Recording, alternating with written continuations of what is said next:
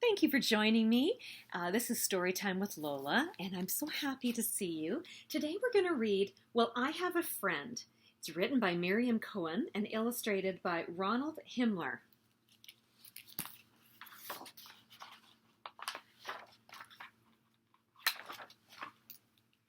When Pa was taking Jim to school for the first time, Jim said, "Well, I have a friend at school." "I think you will," said Dad, and Pa smiled down at him.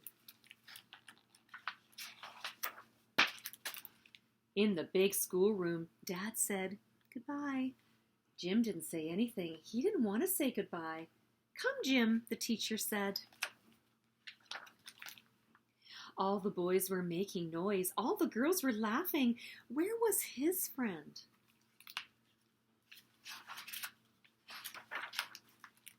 The teacher said, "Here is Bill. He's a rocket man," Bill said. "Roar," and he rocketed off. Anna Marie walked by. She was pulling a wagon filled with blocks. Jim looked at them. Anna Maria skipped away. Jim went over to the big table. There were lumps and humps of colorful clay on it.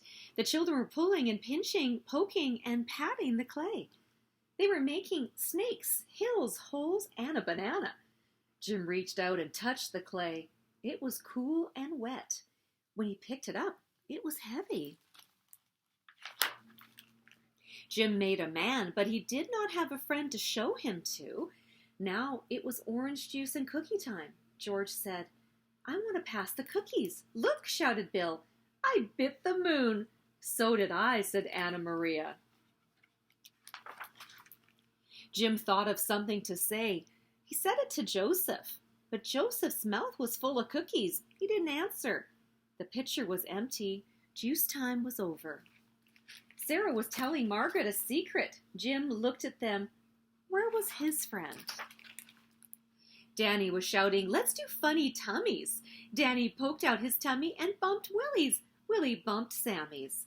Then they bumped, they laughed and yelled, "Hello, Mr. Funny Tummy." And Jim laughed too. The teacher called, "Come to story time." All the children came running. Jim sat next to Paul. The teacher read them a book about a monkey. Danny jumped up. "I'm a monkey," he said. He put his tongue in his lip and stuck his fingers in his ears. Jim thought he looked just like a monkey.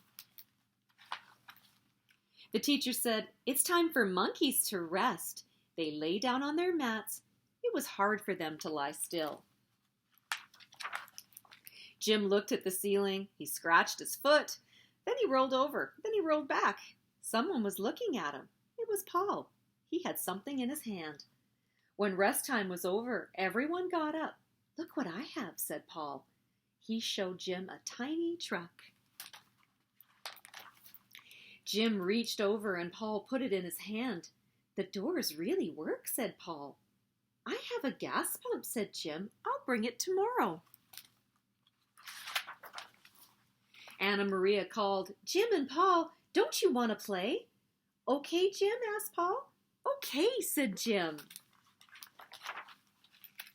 After school, skipping home, Jim said to Dad, "Do you know what? I have a friend at school." "I thought you would," said Dad, and Dad smiled down at him. Thank you again for joining me today. Remember, Lola loves you, and see you next time.